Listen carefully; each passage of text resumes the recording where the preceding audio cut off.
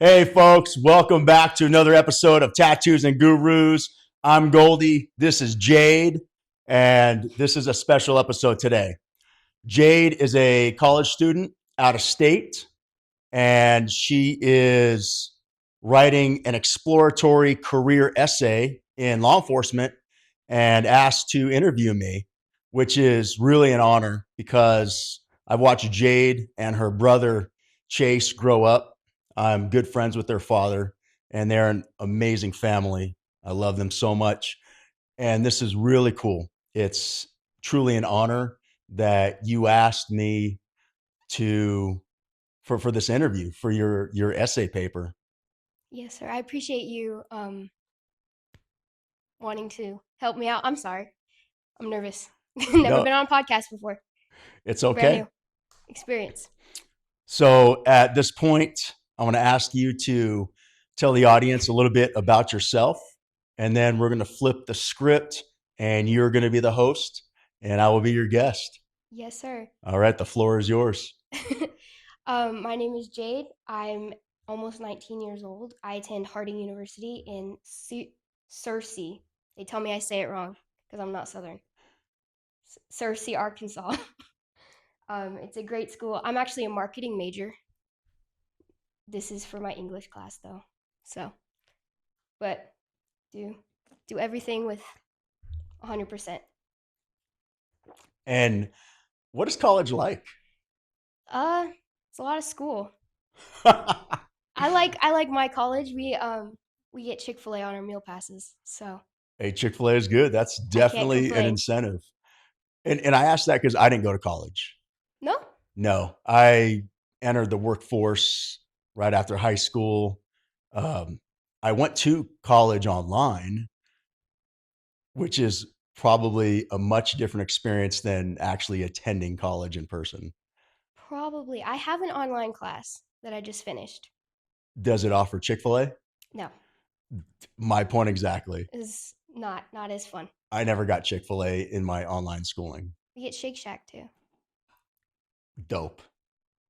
It's awesome. So I'm glad to see that you are eating as nutritiously sound as possible between Chick-fil-A and Shake Shack. I switched from I switched to grilled chicken, okay? I'm getting healthier. Okay, all right. My dad doesn't think so. He gives me the nutrition lecture every day. Well, that's good. That's his job. He's your dad and he's looking after you. Yes, sir. He's a health nut. Cool. All right. So this is like a job exploration essay. So I have a few questions for you, and then I have a few questions that are more fun, Okay. if you're okay with that. So what's your official title and your current assignment and responsibilities in your job? My current title, I am a sergeant with the San Bernardino County Sheriff's Department. I've been with the Sheriff's Department 23 years. Wow. I've worked many different assignments. My current assignment is with the Civil Liabilities Division. And what we do there is help manage employee injuries and lawsuits, civil lawsuits against the Sheriff's Department. Wow. Have you ever been sued? I have been named in lawsuits, yes. That's fun. It's quite a learning experience. Every time, whether you are in criminal court testifying or you're in a civil court type situation, it's always learning the different it's quite a different environment than law enforcement, and I take the good with the bad and the bad with the good, and you turn all those situations into learning opportunities. That's a really great outlook to have. Um, I don't always have that outlook, but it's a good reminder. What are all the titles you've had over the years, like where you started and to where you ended up? So our titles go by rank. I started out as a deputy sheriff trainee, a DST, while I was attending the Sheriff's Academy, and that was from January 2003 to June 2003. Upon graduating the Sheriff's Academy, I promoted to the rank of deputy sheriff and transferred to the West Valley Detention Center, where I worked 18 months in that correctional setting, learning the jail, learning California Title 15. And it was quite an experience. Now, I didn't go to college, but working at West Valley Detention Center was college. Hmm. That was an incredible experience, full of so many different emotions of sometimes extreme sadness, frustration, sometimes anger, sometimes having such a good time and working with some of the finest people I've ever worked with, other deputies, supervisors. It's law enforcement is such an emotional roller coaster. It just depends on what's going on. And some of the situations you can't make these things up. There was one day where I just finished eating lunch and then I walked into the middle of a fight and we deployed OC pepper spray, which causes a lot of coughing and sneezing and burning of your skin and eyes. And I was coughing so much and threw up my lunch that I had just eaten. Hmm. So you never know what's around the next corner. That's that sounds miserable. It could be, or you look at it like, wow, that's a good learning experience. I hope I never get pepper sprayed. That's actually one of my bucket list items is to not get pepper sprayed. I could understand that. It's like my opposite bucket list. What did you have to do to become like on the SWAT team to uh, get there? oh, I'm sorry, I didn't finish answering Oh, your sorry. question. So after West Valley Detention Center, I was transferred to the Morongo Basin Station as a patrol deputy. Then from Morongo, I transferred to San Bernardino, where I worked at Central Station as a patrol deputy. And then I transferred to the city of Rancho Cucamonga as a patrol deputy. Then I ended up transferring back to San Bernardino as a patrol deputy. Then I transferred back to West Valley as a jail deputy. Then I transferred to the city of Yucaipa as a patrol deputy. Then I transferred to our full-time SWAT team as an operator. Then I promoted from deputy to detective in the SWAT team, ultimately promoted to sergeant and was transferred to the city of Chino Hills as a sergeant watch commander. Then I transferred back to our full-time SWAT team as a sergeant team leader. And then from the SWAT team, now I'm at the civil liabilities. Wow. So I guess those are all the different titles I've held. They just ping pong you around Yeah. from city to city. Yep.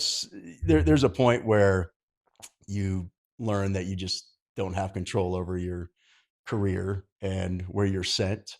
And you just accept it as one of those things that are outside of your reach. And, but everything's all right. No matter where I've been, everything has been good. That's awesome. So what did you have to do to get from a patrol deputy to a SWAT operator? That's a good question. So, patrol, I did about 12 years on patrol and I learned a lot about problem solving, about human nature, and the extreme good things people can do for each other, and the extreme violence and the bad things that people can do to each other. And through those years of responding to critical calls, 911 calls for service, priority ones, I learned how to be creative and really utilize my resources to figure out how to handle whatever situation I was in. I also kept myself very physically fit. That's always been a part of my life, and learned the investigative skills necessary for writing search warrants and conducting longer term investigations. and networking with city officials, people of the public, within the community. For example, good people live in every type of neighborhood. Some neighborhoods experience higher levels of crime than others. And good people just want peace, safety, and security for themselves and their families. And they'll reach out to law enforcement. And it's so important that when they reach out, we listen to them, we take them seriously, and we help them how we can within our police powers. So, working with people who would call and give sometimes anonymous crime information, networking with them, other city employees like animal control, code enforcement, and helping to figure out how to solve their problems. All of that helped prepare me for SWAT, although I didn't know it. For the SWAT team, I had to go through a selection process, and that process was a physical fitness test, a shooting test for marksmanship, and then an oral interview. And I was ultimately selected for the team and went through our 3 week state certified SWAT school, which was an incredible experience. It was very tough. It it just broke me physically, not mentally, but physically. I felt just beaten up every day. And after SWAT school, I earned my SWAT coin and my SWAT patch. And that was one of the proudest days of my life, graduating SWAT school, making it on the team. And that's how I prepared myself, was all those years of patrol and even in the jail to get to that point on the team. Did you have to go through the gas house during SWAT school? Absolutely.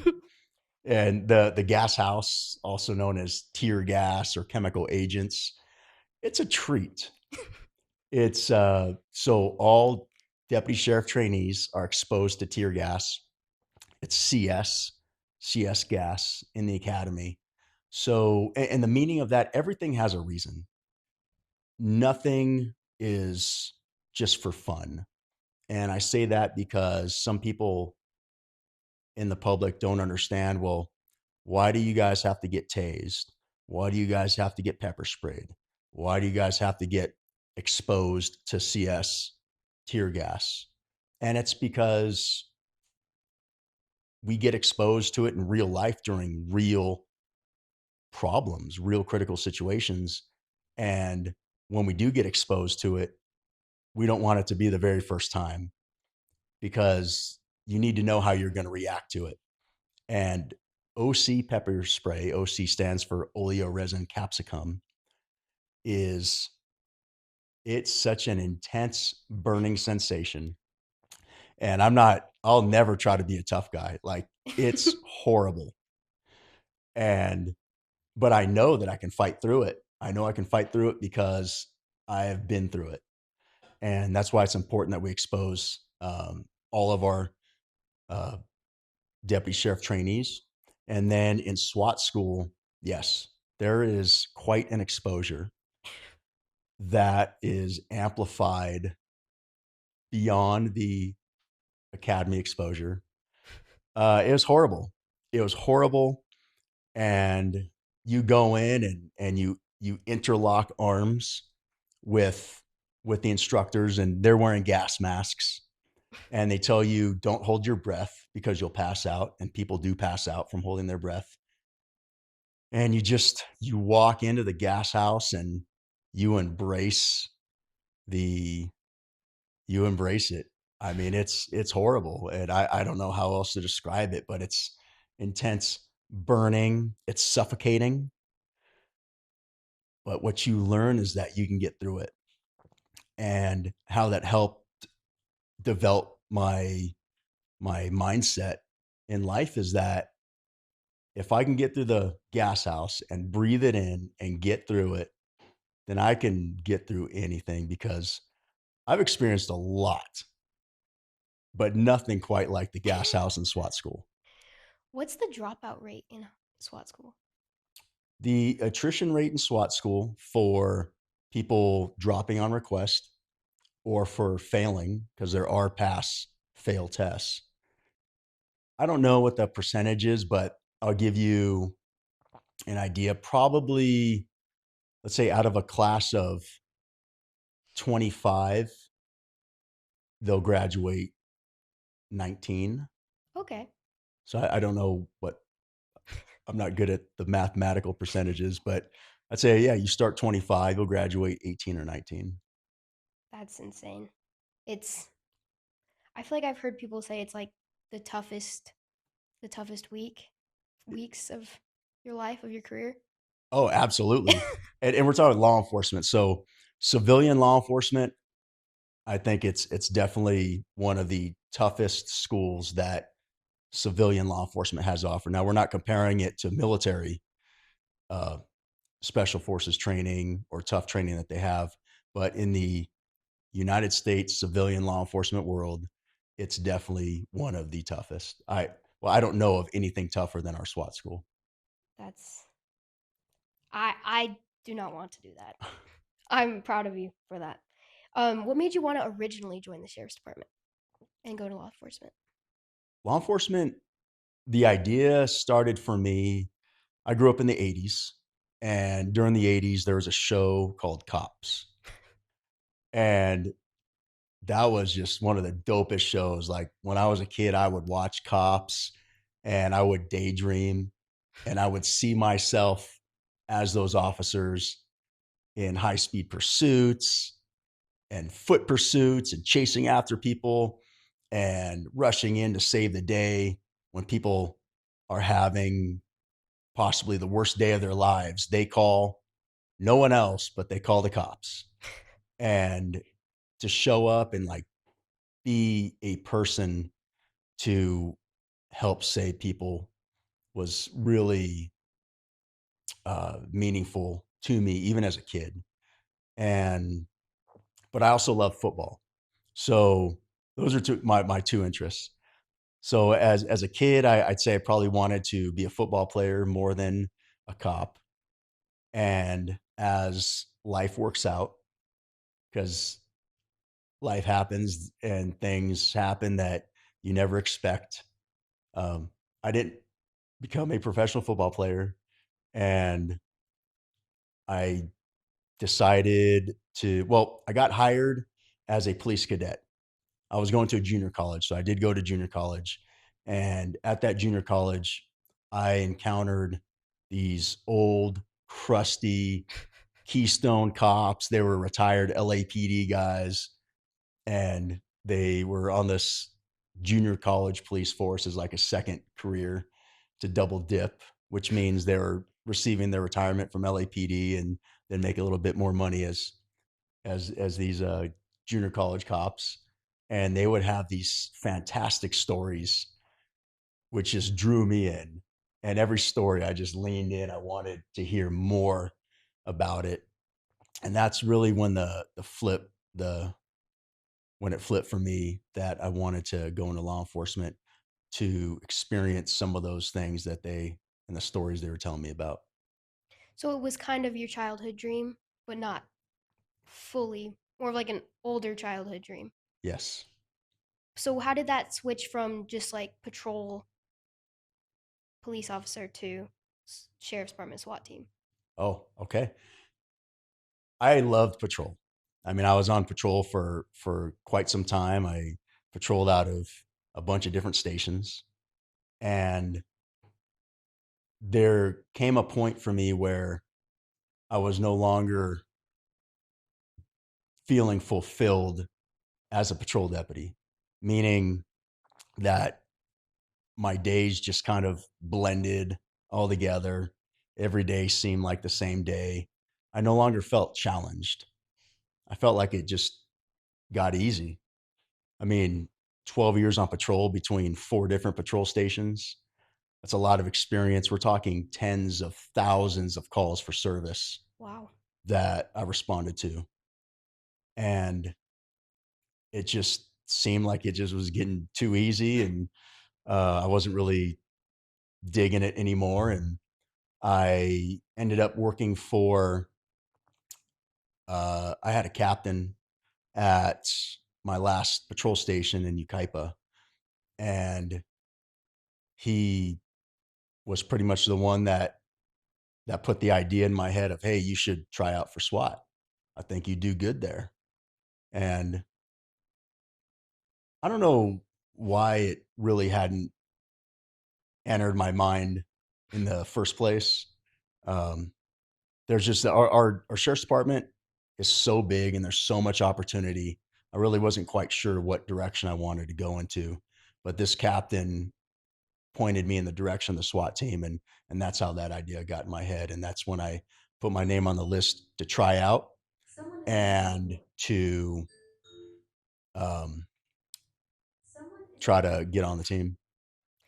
That's so wasn't like you didn't set out for SWAT. It wasn't like this is my final destination and this is how I get there. No, no, it Interesting. really wasn't in my head until I worked for that particular captain that put the idea in my head.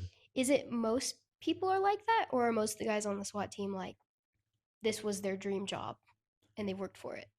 Yeah, I think most of the guys on the SWAT team that I worked with, being on the SWAT team was all they ever wanted to do. It was something that they aspired for even as kids.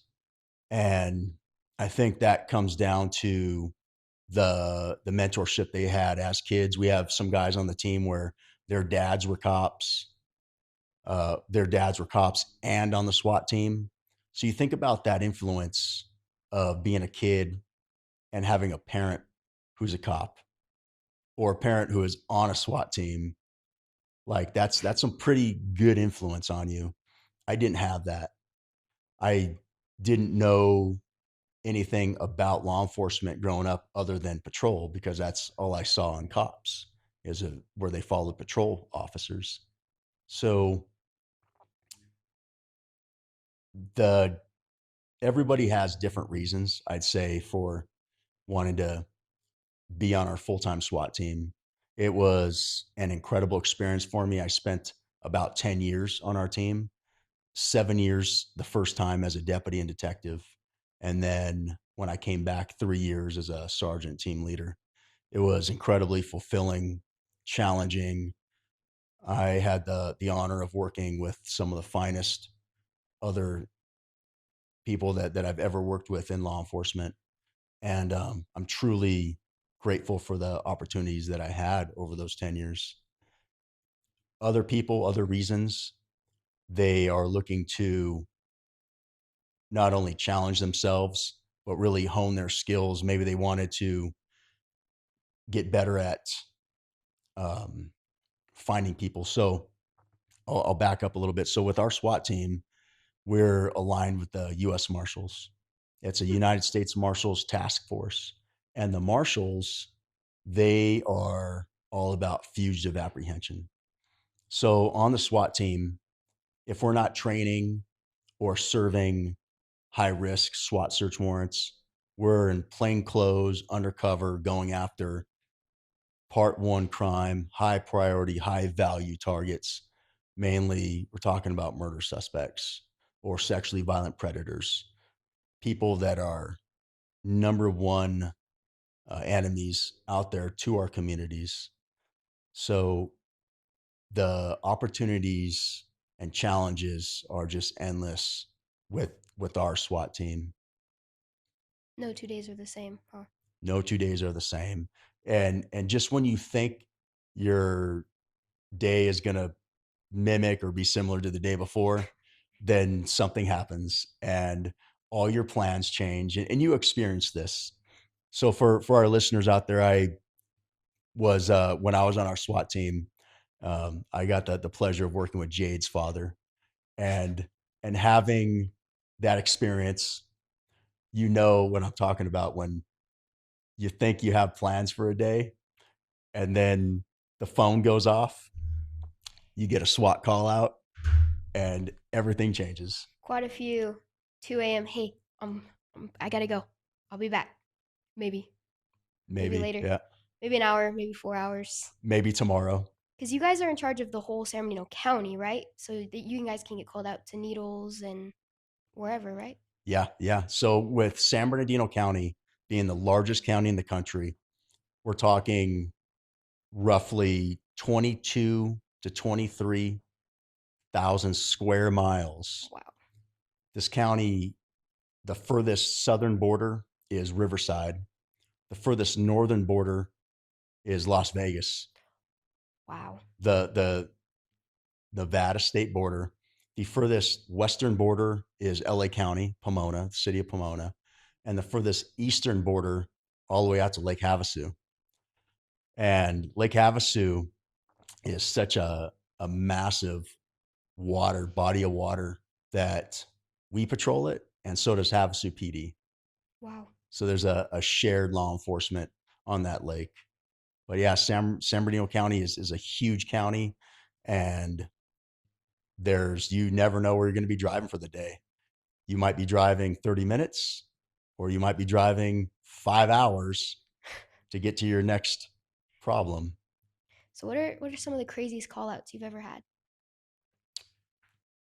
There, I want to say that, and how that's a tough question is there's been so many. I estimate over 10 years on our full-time SWAT team, I was involved with probably about 1,000 different search warrants Wow. and arrest warrants. Very busy and crazy call outs all the time. I'll tell you one of the crazier ones was it was in a desert community, and it was a hostage rescue situation. Very complex. There was a male and a female inside the house, just the two of them. And they were estranged boyfriend, girlfriend. And he had a gun, a handgun, and he was threatening to kill her. And this call out came out at the end of the day, our work day. So everybody gets up early. All the SWAT guys get up early. We work out, and then we have our day. And on this particular day, it ended probably about 5 p.m., which is when this call out came out. So we had already been up since 3, 4 a.m. And we went to this house where this problem was occurring. And this suspect had cameras everywhere. There was not much cover or concealment. And what that means is cover is something that you can get behind that can stop bullets. And concealment is something that just conceals you but can't stop bullets. So, for example, like an engine block in a car can stop bullets. A solid block wall that is filled with concrete and steel rebar could stop most bullets. But like if you're hiding in a bush, bushes aren't going to stop bullets. So that's what I mean by cover and concealment. And this situation went on for a long time, well into past midnight, and now into the early morning hours of maybe we're talking like 3 or 4 a.m. now. And all of a sudden, some things happened, and the suspect started shooting inside the house and shot the victim, the hostage, several times. And the whole SWAT team was standing by, ready to go, which is exhausting. Like, imagine being in full equipment. You've already had a full day. Now it's past midnight into the next day. So we're talking 20 hours plus Wow. in heavy equipment, standing ready to go for that long time.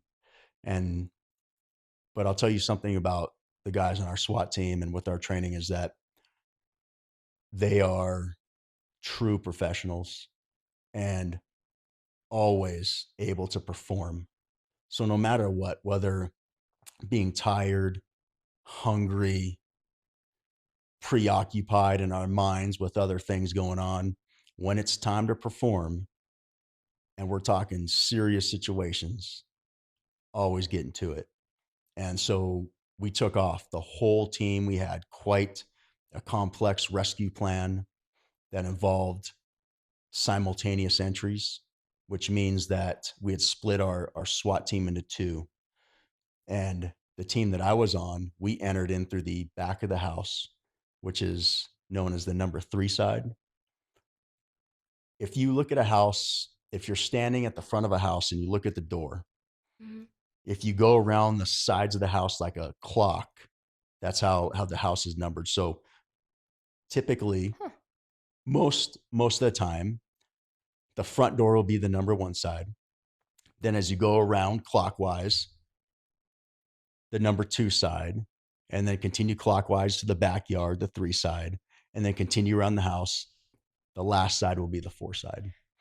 And so we made simultaneous entries into the house, and the suspect did not make it out of that alive. The victim was our tactical medics did such an incredible job. They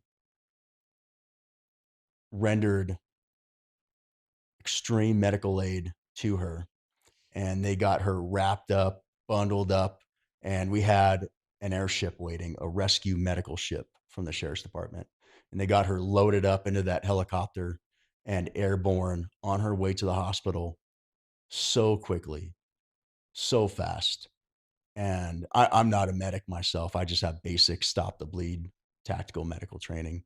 But our medics did such an incredible job, and they saved her life. And she made a full recovery. And that's directly contributed to the entire team working together. And that's what I really loved about being on the SWAT team is you have 30 plus guys and girls that no matter what our differences are, because you're always going to have personality conflicts, no matter how tired, hungry we are, no matter what's going on, when it's time to perform, we always performed, put aside our differences, and did what had to be done. And so that was probably one of the crazier call outs. So, in what case and like how often are you guys pulling out like the less lethals, the flashbangs, Yeah. like non non-lethals, right? Yeah. That's what they are. Yeah. You're right. Non lethal, less lethal. It's kind of potato. So less lethal uh, platforms come out on every single situation because our goal in law enforcement is to apprehend people, criminal suspects. And when it comes to the SWAT team, felony violent criminal suspects and to bring them to jail. And then we let the justice system take its course because as cops, we're not judges, we're not juries. Our job is to apprehend and book into jail. And then the district attorneys, the prosecutors, and then the defending attorneys and the judges in courts of law, they are the ones that determine and render the justice. And so as as with our job, it's to bring people in unharmed is the ultimate goal. And most people, and I'll tell you, most people throughout 23 years comply with law enforcement, but there are some and a very few number that refuse. They will not, they do not. And those are the ones that you see on TV across the country are the very few people that are non-compliant. And there's different levels of being non-compliant. You have the people that are just refuse to follow directions. They're not assaultive and they just need to be um, grabbed and maybe some pain compliance and put in handcuffs. Then you have other people that no matter what you do, no matter how you try to de-escalate, they just want to fight. And that's fighting with their hands and feet, fighting with edged weapons,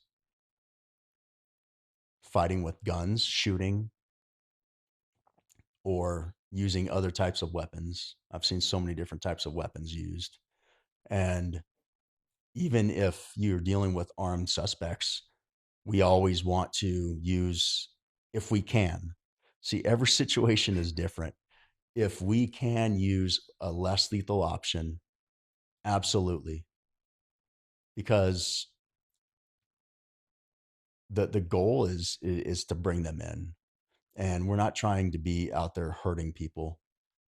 It just depends on the level that the suspect brings it to. So there's less lethal options. And whether it's a taser, a 40 millimeter launcher, a pepper ball, a pneumatic launcher with pepper balls, OC pepper spray, CS tear gas. There are so many different options out there, and every department has different options that we want to use. But obviously, if there's a suspect that immediately pulls a gun and starts shooting, officers are not going to respond with a less lethal option to someone who is actively shooting. They're going to respond lethal force with lethal force. So it just depends. But yes, less lethal options are always present. You mentioned your teammates, and I'm assuming you guys are like brothers in a way, a Yeah. brotherhood. So, what are some of your favorite memories like with your teams? So many good memories. When you go through struggles and pain and being gassed and just being exposed to so many different types of traumas together, those are some of the best times, times that you never forget, because some of these situations, nobody else knows what these are like unless you're there. So you get to relate to your teammates at such a human level that's beyond the connection that you have with most other people. So, I know you're a big bad SWAT guy, but I know you run other businesses. So, could you tell me a little bit about those and how you balance both? Well, I'll tell you, I've been fortunate for opportunities for different assignments in the sheriff's department. But yes, so I also have a little bit of an entrepreneurial spirit, and that started when I was a little kid. I used to sell candy at school. You're the candy dealer. I was the candy dealer, and I got in trouble for that. And yeah, I'd sell now and laters and Snicker bars and make a little bit extra money. So I've started. There was one business that I had a partnership with another very good friend of mine, where it was a trailer rental. Hmm. So we purchased 3 travel trailers, and we would rent them out to people on the weekends. And that was quite a learning experience. Lost money with that, but we learned a lot about the business of trailer rentals. And I'll tell you, before that, I had never pulled a trailer. I didn't grow up in a family with trailers. We never went trailer camping. I'd never towed a trailer. I'd never backed up a trailer. And these are like 30-foot trailers. So by the time that we were done with this business, we did it about a year and a half, maybe 2 years. I was like a pro backing up these trailers, hooking them up to the water, the electricity, the sewage, like, probably because I had picked up and delivered a couple hundred times. Wow. So that was pretty cool, but that was a failed business, but learned a lot. Another business that I have that's still current is a tactical liability chemical agent application for your phone. So I partnered with 2 software engineers, and they created the app. but it's my design and an idea for it. And what it is, it's a gas app for knowing how much gas to put into a house, and we're talking tear gas, Hmm. because people have died from tear gas, from CS gas, and there's a formula called LCT 50, which stands for lethal concentration 50%. So the military developed LCT 50 a long time ago, and they tested it not on humans, but on rats and mice. And what they learned was that 50% of these rats that they tested it on died from different amounts of exposure. So that's where we get LCT 50 from, basically. And there's a mathematical equation, and I'm not your math guy, but I learned what the equation was. And what this app is, that you type in the length of a house, the width of a house, the height of the ceiling, and you get cubic feet, because there's cubic feet inside of a house, from wall to wall, floor to ceiling. And depending on what the cubic feet is, this equation tells you how much chemical agent to put inside the house, so it can help encourage a armed suspect to surrender. I would be encouraged to And surrender. and so that's still going on, with that business. And then a couple years ago, I opened up a Fit Body Boot Camp fitness franchise, and that was a really big learning experience. I had to raise a lot of money. It was about $450,000 to open the Wow. doors. Yeah. And I've always just been a public service employee. So I learned how to raise capital, because you need cash. There's a lot of vendors that you deal with that won't accept credit card. So you got to have cash. And I dealt with the city of Redlands, which is where I built it, learning how to navigate the waters of the city council, the building commission, getting building certificates, getting my business license, dealing with workers' comp because I had employees, and payroll. And remember, I've always been a public employee. I never had to deal with workers' comp or payroll taxes. Like, all this stuff was brand new to me. And so I figured it out, and the doors opened in December of 2023. And that was quite a learning experience. My plan was to run that business as an absentee owner, Hmm. which failed terribly. It absolutely. What I learned from that, I learned a lot from that. I lost about $1 million. That Again, that is not good. yeah. Again, I've just been a public employee, but I've always been good with my money.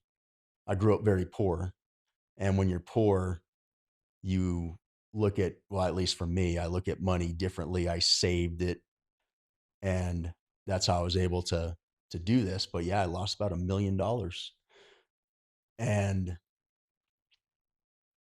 one of my biggest lessons, though, is is the importance of being present. Now, I knew this being a team leader on our SWAT team, and within the sheriff's department, you have to be present with your people. Otherwise, you can't be a good leader. Well, with my employees, I wasn't present, but I designed the business that way because I wasn't going to leave my job at the sheriff's department. I love being with the sheriff's department, no plans to leave. So I wanted to run this business with Fit Body Boot Camp as a absentee owner, and not being present. And it was an extreme failure because of that. Ultimately, I exited the business, and there's a new owner in place, and he's doing well with it. And that was, I exited in just last year, December of 25. So owned for 2 years, and learned a lot from that. Absolutely. And it's one of those things where, I mean, yeah, it was a financial disaster for me, but I learned a lot. And going back to the gas house and SWAT school, you know, it wasn't worse than that. And so it's important to just have a mindset of you can't let things crush you. You can't let things get you down. And no matter what happens in life, you have to move forward. And I've seen so many people that get so hung up in the past, they can't let things go. They hold grudges. They're miserable because of the past. And I refuse to be that way. So I just let it go. And I take the loss that I experienced with that as a blessing in disguise because God works in mysterious ways. And I'm taking that and I'm moving forward with it. And I'll never forget those lessons learned. They'll stick with me. You learned what not to do. 100%. I can tell you how to start a business because I've started businesses, but I can really tell you how not to run a business, which I think carries more value. What is who Thomas Edison said, now I know 9,000 ways not to build a light bulb or something. I haven't heard that saying, but I like it, and I know what you're saying. Yeah, absolutely. Thomas Edison, that was a guru for sure. Well, Goldie, we know that you're a Swiftie. I am a Swiftie, as in Taylor Swift fan, 100%. So how did you find out that you were a Swiftie? I've always been a Swiftie. Well, I'll tell you, it's not uncommon to find me blasting Taylor Swift, Demi Lovato, Backstreet Boys, NSYNC, Selena Gomez in my garage gym as I'm working out. And if you don't like it, then you can wear some earmuffs or just come back when I'm done and the music is off and put on what you want to listen to. So did you get to go to the Eras tour then? No, No. Did you no, want to? 100%. That would have been neat. It would have been dope for sure.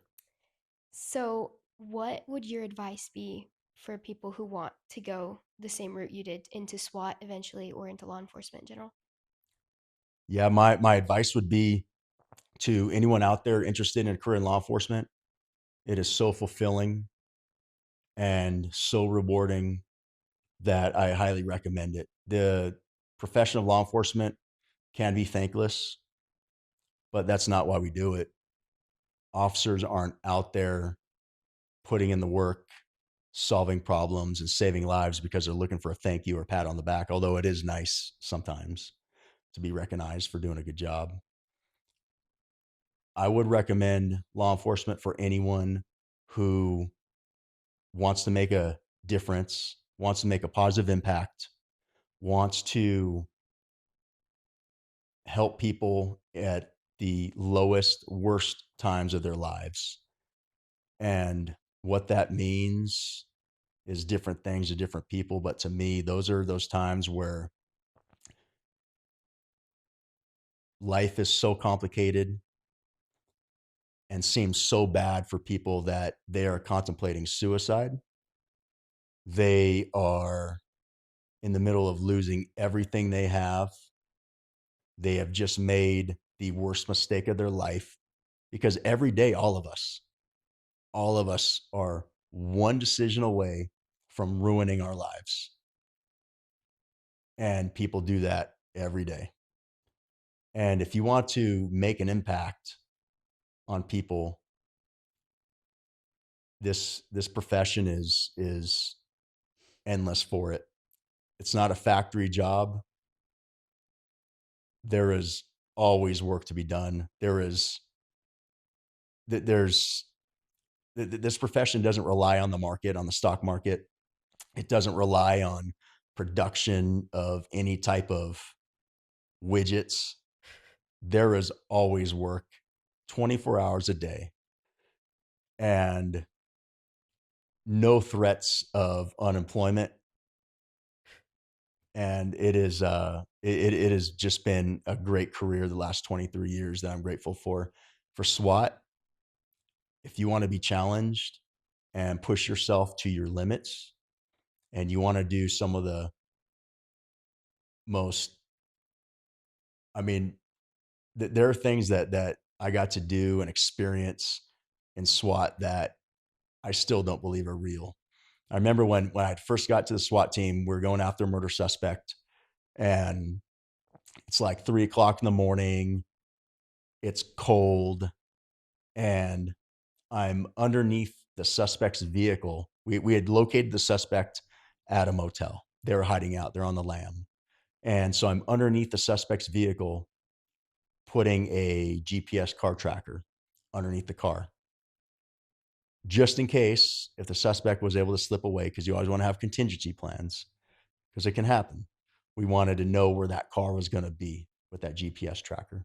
And I remember, so I'm laying on the ground, 3 o'clock in the morning. It's freezing cold, and I'm looking for some metal to put this GPS tracker. And I'm thinking, wow, is this really happening? Like, this is pretty dope. And fast roping out of helicopters and blowing things up with explosive breaching, flying in helicopters, going to responding to just so many different types of problems that we can't make this stuff up. Like, none of this is fiction. And sometimes I'll tell stories to people. They're like, no way, that's not real. I'm like, dude, I don't have the kind of imagination to make this stuff up. And so if you're looking for excitement in a career that is rewarding, life changing, I highly recommend it. Well, Goldie, I really appreciate you helping me out with my essay and agreeing for me to let me interview you. Um, Tattoos and Gurus, really fast. What does that mean, and why was that the name of your your choice name? So, tattoos and gurus came about. I'm very big on the concepts of leadership and mentorship. And because I didn't have very good mentors or leaders when I was younger or coming up through my career, I had some, but they didn't stick around very long. And I was really misguided in my career path for a long time. But I don't blame anybody but myself. But I didn't know it at the time until later on. And so with tattoos and gurus, it's my way of trying to do something good for people about giving them information. So bringing information from the people who have it to the people who need it, to the people who want it, to the people who don't know quite what they're looking for yet, but maybe something on one of these podcasts, some little bit of information can be all the change that they need. And so tattoos, I like tattoos. I don't know. That might be unknown to some people, but I think most people know that I like tattoos. So tattoos and gurus. So gurus being subject matter experts or people most knowledgeable in their fields, or people who have just been through some shit, that have been in the trenches, bottom of the barrel, on the brink of ruin, who have managed to, however they did it, through the help of family, friends, their faith, they were able to climb out of whatever holes that they fell into and figure it out and become successful. And that sheer knowledge, the wisdom that they gained, how did they do that? I want That's the goal of the show, is to get those people to tell the audience about how they did that, to help everyone else out there who are experiencing similar things, or even they could be completely different, opposite situations, but people who feel like they're in despair, and something can resonate with them to help them, is what this podcast is all about. Service, community, a little bit of business, That's amazing. leadership. That's amazing. Jade, this has been such an honor to have you here, and watching you and your brother from the times you guys were little kids to growing up into really, really good human beings, good young adults. It has been really awesome. And I'll tell you that human nature is good and it's bad. There's so many different influences out there, and your family, your mom, your dad, your step parents have done such a good job with raising both of you, you and your brother, um, and instilling the kind of love and compassion that this world needs to continue on and survive. I mean, there's so much hostility and negativity and violence that we're good. We don't need anymore. But what we do is we need more good people. And you guys are very good people. And just the fact that you asked me that you thought of me to interview for your college essay, really humbling and honored to do that. And I thank you so much. And before we wrap up this episode, I want to ask you that if you had some advice for some young people out there who are in high school, juniors, seniors, 18, 19 years old, where you are, if you had some advice to them about how to, it maybe they're going down the wrong path right now, and that could be drugs, alcohol, um, it could partying too much, not listening to the parents, fighting, not thinking about the future, college or joining the military or anything like that. Like what kind of, because you're on a good path. What kind of advice can you give other younger people about your age who might not be on a good path to help them? Oh man. I can tell you what my dad tells me. He loves to quote Jocko. I don't know if you ever listened to the Jocko podcast, Love Jocko. but he tells me on the weekly because I'm a little bit of a slacker sometimes. He says discipline equals freedom. Do it now. Keep your head down. What is it? Keep your head down, your eyes up. Just do what you got to do, and later in life you can do whatever you want. You can enjoy it. Um, as far as like fighting with your parents, like this can sound silly. It's never that deep. I tell my mom that all the time. Mom, it's not that deep. Like it's not, and grudges are never worth holding. It's always just let it go. Like your parents. I'm gonna tell a quick story. I was with my stepdad, and I was really upset with my mom. It was something silly, like she was making me go sing or something. I didn't want to go, and he was driving me, and I was all upset. And this car crash happened right in front of us. It was really bad, and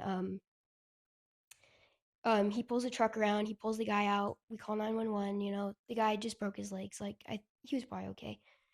The ambulance comes, so we leave, and he just pulls the truck over, and he's like, "It's that simple for life to be over for you, for your mom, for me. Like it's that fast.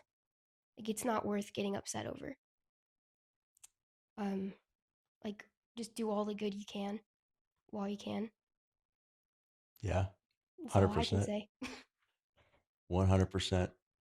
Jade, thank you so much Yes, sir. for being here today and for being on the show and for hosting the show. You did an awesome job, incredible job for your first podcast. And I want to thank your father who's here and your brother who's here supporting both of us. And folks, there you have it. Please remember to like, share, and subscribe to this podcast. Share it with your family, your friends, anybody who you think would get some positive value out of this. Until next time, we'll see you then. Hey everyone, I'm Goldie, your host of the Tattoos and Gurus podcast, and we're looking for gurus to come on the show.